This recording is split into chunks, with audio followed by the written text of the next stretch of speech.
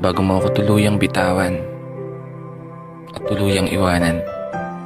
Subukan muna natin. Baka kaya pa. Totoo nga pala yung sabi nila, kapag mahal mo ang isang tao, handa mong gawin lahat para sa kanya.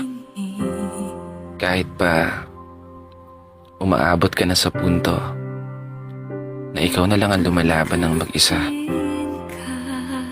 magawa mo lang maisalba yung relasyon, yung mga pangarap, yung mga pangako niyong dalawa. Relasyon na gusto mo pang ilaban, pero ayaw na niya.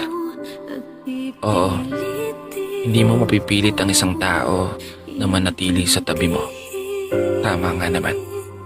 Pero paano mo papalayain ng isang taong ginawa mong mundo?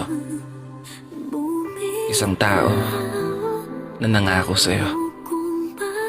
Isang tao na pinagkakatiwalaan mo ng gusto. Isang tao na nag-iwan ng napakaraming alaala na ngayon ay bangungot sa'yo. Mga alaala na kusang sumisilip at tahimik na umuukit sa aking mga mata. Kasabay ang pagguhit ng mga luwang hindi ko alam kung bakit. Marahil sa sakit na nararamdaman ko. Siguro dahil na rin sa lungkot na nararamdaman ko. Ikaw ba?